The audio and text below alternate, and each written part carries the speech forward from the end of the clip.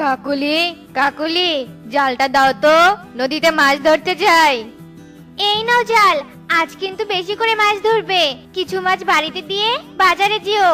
ঘরে কোনো বাজার নেই, তাই আজ মাছ রান্না করব। আচ্ছা ঠিক আছে। এরপর কালু নদীতে মাছ ধরতে চলে যায় আর নৌকা দিয়ে উঠে নদীতে জাল ফেলতে থাকে। বাবা, বাবা, আজ আমি নদী দেখতে যাব আর নৌকায় উঠে অনেক মজা করবো। বাবা, তুমি আমাকে না করো না বাবা।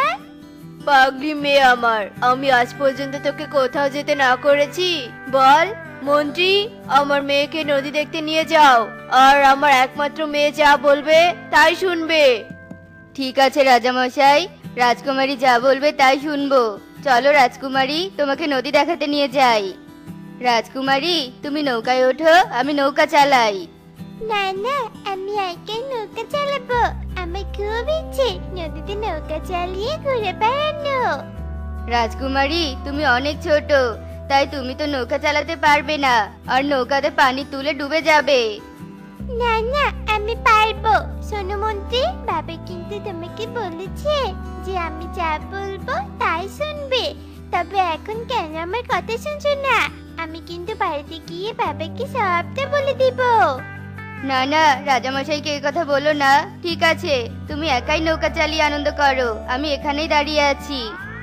এরপর ইকরি খুশিতে নাচতে নাচতে নৌকায় ওঠে আর নৌকা চালাতে থাকে। আর সে নৌকায় উঠে এত খুশি ছিল যে নৌকা চালাতে চালাতে তাদের বন ছেড়ে অন্য বনে চলে যায়। আমি কোথায় এসেছি? এখানে তো কিছুই চিনতে পারছি না। আর আমাদের বনের রাস্তাও তো হারিয়ে ফেলেছি। এখন আমি রাস্তার পরে কিভাবে ফিরে যাব? ওই তো একটা জেলে দেখতে পাচ্ছি। ওই জেলের কাছে যাই আর আমাদের বনে যাওয়ার রাস্তা খুঁজে নেই। আঙ্কেল, আঙ্কেল, আমি আমাদের বনের রাস্তা হারিয়ে ফেলেছি। আমি কি আমাদের বনে পৌঁছে দাও না? আমার যে এখানে খুব ভয় করছে আঙ্কেল। কিন্তু তোমার বোনের নাম কি, আর তোমার বাবার নাম কি? আমাদের বনের নাম আমি জানি না, কিন্তু আমার বাবা হলো রাজা আর আমার বাবার নাম ঈগল। রাজার মেয়ের কথা শুনে কালুর মনে লোভ জন্ম নেয় আর মনে মনে ভাবতে থাকে, তাহলে তো পাশের বনের রাজার মেয়েটা। এটাই সুযোগ রাজার কাছ থেকে স্বর্ণ মুদ্রা আদায় করার। আমি একে বাড়িতে নিয়ে যাব আর রাজাকে মিথ্যে বলে স্বর্ণ মুদ্রা নিয়ে আসবো। আঙ্কেল, কি হলো?